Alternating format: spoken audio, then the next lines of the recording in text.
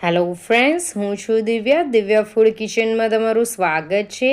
આજે હું તમારી સાથે શેર કરીશ નાનાથી લઈને મોટા ઓલ ટાઈમ ફેવરિટ એવા મોહનથાળની રેસિપી। દિવાળી ફેસ્ટિવલ આવી રહ્યો છે અને દિવાળીમાં આપણા ઘરમાં મોહનથાળ નહીં હોય તો દિવાળીનો ફેસ્ટિવલ આપણે મનાવી નથી શકતા। મોઢામાં મૂકતા જ ઓગળી જાય એવો પોચો દાણેદાર એવો મોહનથાળ બનાવવાની રેસિપી સ્ટાર્ટ કરતાં પહેલાં ચેનલ પર નવા હોય તો ચેનલને જરૂરથી સબસ્ક્રાઈબ કરજો। અહીંયા મેં બધું માપ ગ્રામમાં અને કપમાં બંને રીતે આપ્યું છે। તો 2.5 કપ જેટલો બેસન લઈ લીધો છે। મેં અહીંયા કરકરો બેસન નથી લીધો, નોર્મલ બેસનનો યુઝ કર્યો છે અને તેનાથી જ મોહનથાળ બનાવ્યો છે।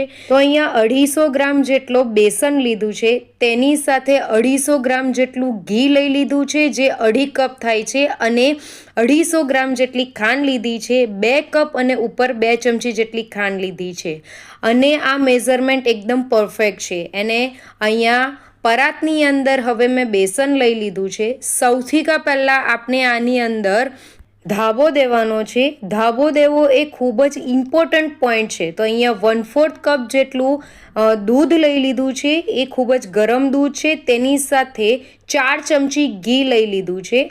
આ ધાબો દેવો ખૂબ જ જરૂરી છે। જો તમે ધાબો બરાબર નહીં દેશો તો મોહનથાળ પરફેક્ટ નહીં બને। તો થોડું થોડું દૂધ અને ઘીનું મિક્સચર એડ કરવાનું છે અને તેને મિક્સ કરી દેવાનું છે। તો અહીંયા સૌથી પહેલાં 4 થી 5 ટેબલસ્પૂન જેટલું મેં દૂધ અને ઘીનું મિક્સચર એડ કર્યું છે અને તેને મિક્સ કરી દીધું છે। ત્યાર પછી બધું જ દૂધ અને ઘીનું મિક્સચર એડ કરીને બરાબર મિક્સ કરી દીધું છે।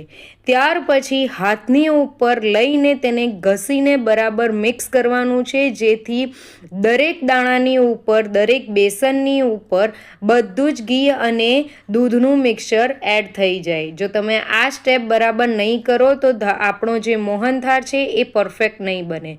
ત્યાર પછી એને આ રીતે બધો જ લોટને ભેગો કરી દેવાનો છે અને તેને દબાઈ દેવાનો છે અને તેને હવે અડધો કલાક સુધી ઢાંકીને રેસ્ટ આપવાનો છે।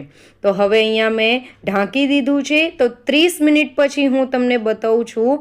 તો 30 મિનિટ પછી આપણો જે લોટ છે એ પરફેક્ટ થઈ ગયો છે અને આ રીતનો દાણેદાર ટેક્સચર આવી ગયો છે। તો અહીંયા હવે એને મેં મિક્સર જારની અંદર લઈ લઉં છું। જો તમારે મિક્સર જારની અંદર નહીં લેવું હોય તો તમે ચાળણીની મદદથી પણ તેને ચાળી શકો છો। મિક્સર જારની અંદર પલ્સ મોડ પર આપણે ગ્રાઇન્ડ કરવાનું છે। તો આ રીતનું દાણેદાર ટેક્સચર બનીને રેડી થશે।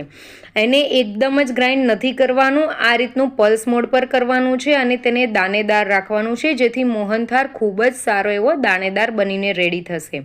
તો હવે અહીંયા મેં એક પેન લઈ લીધી છે, તેની અંદર આપણે જે ઘી લીધું હતું એ બધું જ ઘી એની અંદર એડ કરી દેવાનું છે અને ઘીને બરાબર ગરમ કરી દેવાનું છે।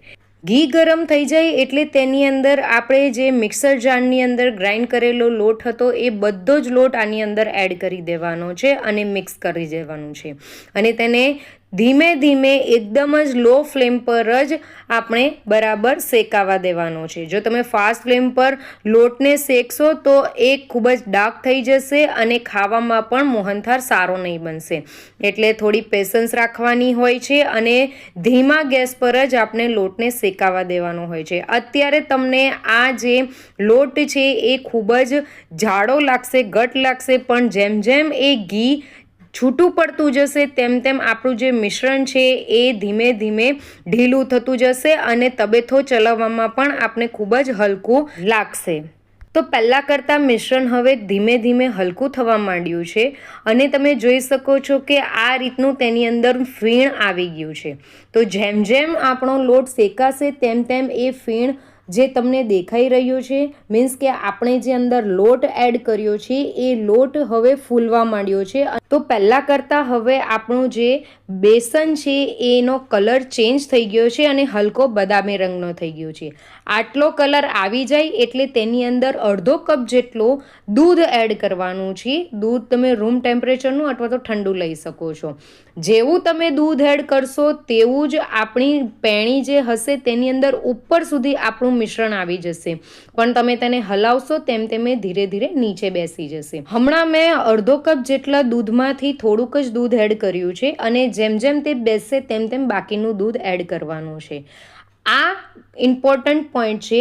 આ પોઈન્ટ જો તમે કરશો મીન્સ તેની અંદર દૂધ એડ કરશો તો આપણું જે લોટ છે એ દાણેદાર બનીને રેડી થશે અને મોહનથાળ પણ દાણેદાર બનશે. તમે દૂધ એડ કરશો તો એની અંદર ઓર એનો કલર ડાર્ક થશે અને ઓર એ ચેન્જ થશે. તો બાકીનું દૂધ પણ મેં એની અંદર એડ કરી દીધું છે. તો હવે તમે જે મિશ્રણ જોઈ શકો છો એ પહેલાં કરતાં હવે ઉપર પણ નથી આવતું અને નીચે ને નીચે બેસેલું છે, પણ એનો કલર થોડોક ડાર્ક થઈ ગયો છે. તો આ રીતનો કલર થઈ જાય એટલે આપણે હવે થોડી વાર 1 થી 2 મિનિટ ખાલી ચલાવવાનું છે અને આ રીતનો કલર થાય એટલે ગેસની ફ્લેમ બંધ કરી દેવાની છે. ગેસની ફ્લેમ બંધ કરી દીધા પછી આપણે તેને ગેસ પરથી ઉતારી લેવાનો છે અને ત્યાર પછી 5 મિનિટ સુધી તેને સતત હલાવવાનું છે. આ સ્ટેપ તમે નહીં કરશો અને એમ જ છોડી દેશો તો નીચેથી લોટ એ ડાર્ક કલરનો થઈ જશે. એટલે 5 મિનિટ સુધી તેને સતત હલાવતા રહેવાનું છે. 5 મિનિટ પછી એને સાઈડ પર મૂકી દેવાનું છે અને મેં એક પ્લેટ લઈ લીધી છે. તેની અંદર ઘી એડ કરીને પ્લેટને બરાબર ગ્રીસ કરી લેવાની છે અને તેને હમણાં સાઈડ પર મૂકી દેવાની છે. ત્યાર પછી આપણે ચાસણી બનાવવાની છે. તો જેટલી આપણે ખાંડ લીધી હતી એટલી ખાંડ મેં લઈ લીધી છે. તેની અંદર 1 કપ જેટલું પાણી લઈ લીધું છે અને તેને સૌથી પહેલાં તો ધીમા ગેસ પર ખાંડને ઓગાળવા દેવાની છે. ફાસ્ટ ગેસ પર ખાંડને ઓગાળવાની નથી, કેમ કે જો તમે ફાસ્ટ ગેસ પર ખાંડને ઓગાળશો તો જે ખાંડ ઓગળેલી હશે એ ચાસણી બનવાનું સ્ટાર્ટ કરી દેશે. એટલે સૌથી પહેલાં આપણે ધીમા ગેસ પર ખાંડને ઓગાળવાની છે, પછી ગેસ ફ્લેમ ફાસ્ટ કરવાની છે. તો હવે ગેસની ફ્લેમ મીડિયમ ટુ હાઈ પર રાખવાની છે અને આની અંદર તમે જોઈ શકો છો કે બબલ્સ પણ આવવા માંડ્યા છે અને એની અંદર મેં 12 જેવો કલર આવે તેના માટે ઓરેન્જ ફૂડ કલર એડ કર્યો છે. આ ઓપ્શનલ છે, તમારે એડ કરવો હોય તો કરી શકો છો, પણ જે માર્કેટમાં મોહનથાળ મળે છે એની અંદર કલર એડ કરવામાં આવે છે એટલે મેં આની અંદર એડ કર્યો છે. ચાસણી બનાવવામાં બહુ બધાને પ્રોબ્લેમ થતી હોય છે, તો હું તમને અહીંયા બતાવું છું કે ચાસણી કઈ રીતે આપણે ચેક કરી શકીએ. તો એક પ્લેટ લેવાની છે, તેની અંદર ચાસણીને નાખવાની છે અને તેને 25 થી 30 સેકન્ડ માટે રવા દેવાની છે. અને જો ચાસણી તમે નાખો અને જરીક પણ હલે નહીં તો તમારી ચાસણી પરફેક્ટ છે. અને 25 થી 30 મિનિટ પછી આ રીતનો તાર નીકળશે, જાડો એવો તાર નીકળે એટલે તમારી ચાસણી પરફેક્ટ રીતે રેડી થઈ છે. બીજી રીતે હું તમને બતાવું તો અહીંયા ચમચાની અંદર આપણે ચાસણી લેવાની છે અને તેને આ રીતે નીચે પાડવાની છે. તો તમે જોઈ શકો છો કે ચાસણી જેમ જેમ નીચે પડે છે તેમ તેમ તેનો તાર બને છે. આ રીતનો તાર બને છે એનો મતલબ કે આપણી એક તારની ચાસણી થઈ ગઈ છે એટલે આપણી ચાસણી પરફેક્ટ છે. અહીંયા ગેસની ફ્લેમ મેં બંધ કરી દીધી છે. તો હવે આ ચાસણીને આપણે લોટની અંદર જે લોટ શેકેલો હતો તેની અંદર બધી જ ચાસણી એડ કરી દેવાની છે. તો અહીંયા હવે એક ઇમ્પોર્ટન્ટ પોઈન્ટ એ છે કે ચાસણીને એડ કર્યા પછી તેને ફક્ત મિક્સ નથી કરવાનો, પણ જ્યાર સુધી આપણી ચાસણી થોડીક ઘટ નહીં થાય, ઠંડી પડીને થોડી ઠરવા નહીં માંડે, ત્યાર સુધી એટલીસ્ટ 5 થી 7 મિનિટ સુધી તેને આ જ રીતે તબેથાની મદદથી હલાવતા રહેવાનું છે. જો ચાસણી નાખ્યા પછી ફક્ત તમે મિક્સ કરીને તેને થરવા માટે મૂકશો તો થરતા તેને ખૂબ જ વાર લાગશે અને મોહનથાળને થરતા ઘણી વાર લાગી જશે, એટલીસ્ટ 5 થી 6 કલાક લાગી જશે. ત્યાર પછી એની અંદર 1 ચમચી જેટલો ફ્લેવર માટે એલચી પાવડર એડ કર્યો છે અને જાયફળ એડ કર્યું છે. જાયફળ મેં થોડુંક જ એડ કર્યું છે, ઓપ્શનલ છે, તમારે એડ કરવું હોય તો કરી શકો છો. તો આ રીતનું ઘટ ટેક્સચર હોવું જોઈએ. આ રીતનું ટેક્સચર તમારું આવી જાય, તમે જોઈ શકો છો કે આજુબાજુ ઘી પણ છૂટું પડે છે. તો આ આપણું ટેક્સચર પરફેક્ટ છે.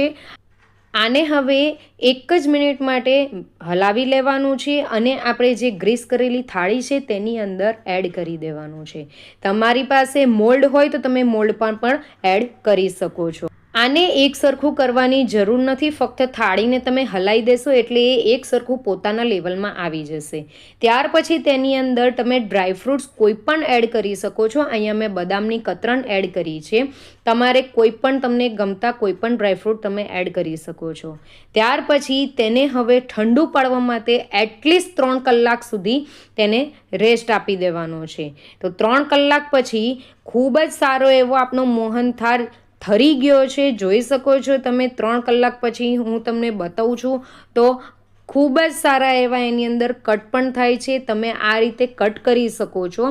મેં માર્કેટમાં મોટા કટિંગ થાય છે એ રીતના નથી કર્યા, મીડિયમ સાઇઝના કર્યા છે.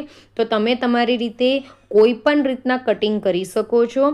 તો અહીંયા હવે ખૂબ જ ઇઝીલી કટ થાય છે અને આપણે બદામ પણ એડ કરી છે, એટલે કટિંગ કરશું તો વચ્ચે બદામ પણ આવશે, પણ એનું ટેન્શન લેવાની જરૂર નથી.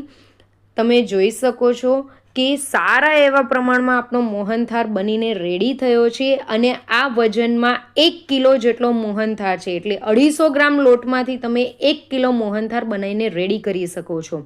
તો એક પીસ હું તમને કાઢીને બતાવું છું.